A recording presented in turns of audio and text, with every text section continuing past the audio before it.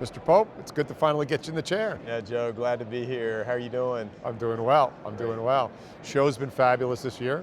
It's really terrific. Over 4,300 attendees. I think it just exceeded all our expectations. We were excited about being in Toronto, a little trepidation, but everyone's really showed out. It's been terrific. Yeah, turnout's been fabulous. Scott Whitaker does a good job.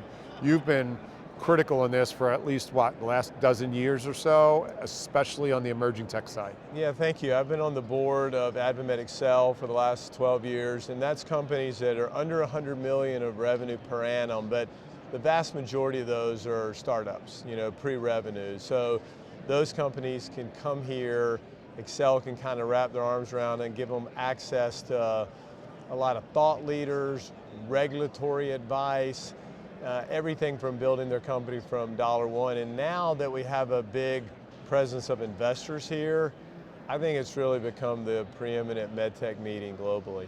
One of the other things that's really interesting is the investment community being here. I think Whitaker said there were maybe 50 plus VCs here. Right. Yeah, it's something that we didn't embrace over the years, but we really wanted to make this a meeting that the investors felt like it was worth their while to come. So yeah, we do have 50 VC firms. When you count banks, private equities, and family offices that invest in medtech, over 330 individual firms represented here. And that's a big acceleration over the last 3 or 4 years. Yeah, and again, we need that because we need our own focused investment community looking at a focused medtech. What's interesting though, and I think you've seen this, and I'd love to get your thoughts on it, is public markets are starting to open up. Last week, Cerebell came out and supported a really nice IPO, and think we ended up maybe up 40, 50% on that. That's positive. Jane deserved that, great lady. But we're starting to see deals change from the classic, get your venture money, hope for an exit. I think so. We have all been waiting for the markets to open up a little bit. We were excited about that great IPO in the medtech space. It was oversubscribed, and starting to get close. We're 3 weeks out from the election. Usually post-election, whatever that result is, there's some certainty, and that's good. And I think models for investing in medtech have changed. We at Revival have tried to look at doing more structured deals, and I think that's been well received by a lot of the strategics. Other folks are doing things that are similar, and I think we've got some momentum in the space to do something that's a little bit atypical than what we've done over the past 10 or 20 years. And some of that may be driven by the core competency of the strategics and the large mid-caps don't necessarily reflect where medtech's going, right? Because you've had this episodic standard of care, this analog device, and some other things are starting to come in now. And as usual, that innovation comes from the edges and finds its way in. So I'm glad the strategics are starting to really consider that. Yeah, I think you're spot on of one of the reasons why this is starting to become more prevalent. I think the other reason is all the strategics that have been active in M&A, when they go early and try to move on a property, there's been some high profile situations that didn't work out. So I think by and large, a lot of these strategics would rather wait, retire risk, and pay a little bit higher premium. I think they're willing to do that. And if a financial partner that can come along, provide the capital, and then hopefully provide the expertise along the way, I think it's a good formula for some new deal flow. And I love it because it does introduce a level of stability.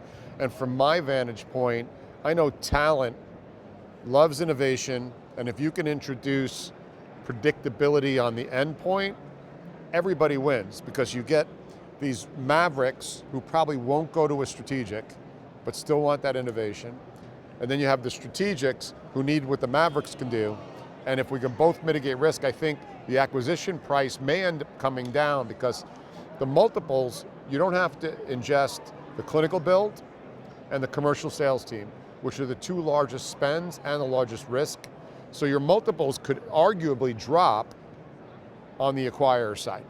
Yeah, and especially compared to maybe some of the richest deals. We've seen some at 15, 17 times revenue, and I think they can come down from that because they haven't had to go through 1 and 2 and 3 commercial raises and kind of get a bloody nose out there and figure it out.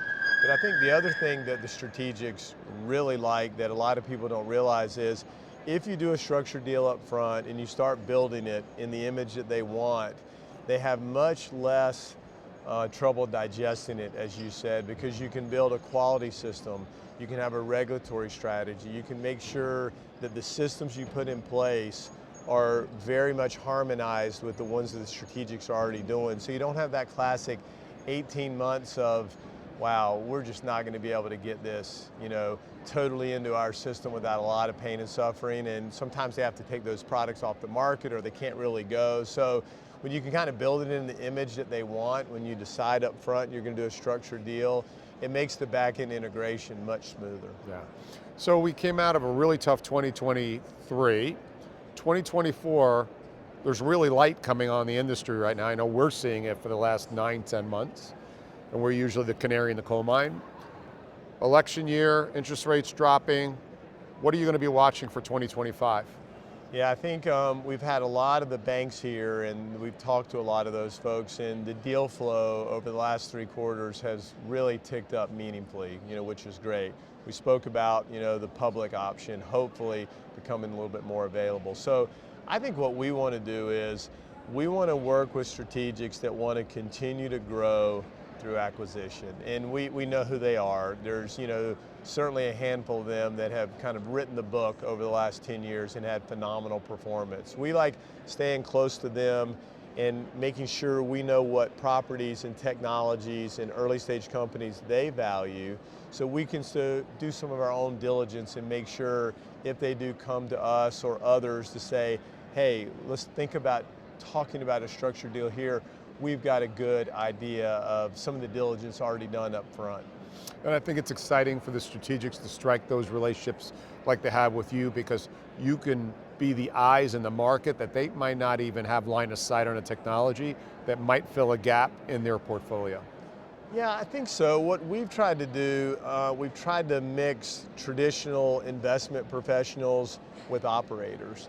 There's always been a model of investment PE or VC will maybe grab a few operators when they've kind of retired from their day-to-day, but we've tried to get some people with plenty of gas left in the tank that can come in, do appropriate deal flow, diligence, as you say, then really strike a good deal and hopefully have relationships with the strategics.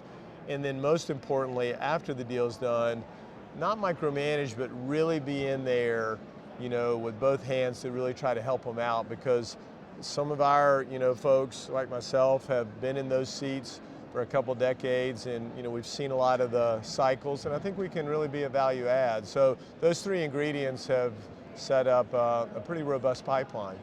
And I love that, because it brings me back to the early days of med device when the venture people were operators.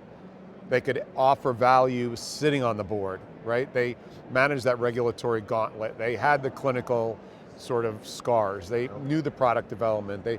And I'm saying this, you're not saying this. I've watched venture go more towards somebody who's never turned the wrench before, and so you'll lose that value in the marketplace. So I love to see the models like Revival sort of making their way into the front of the line on that. I think it's healthy for the industry across.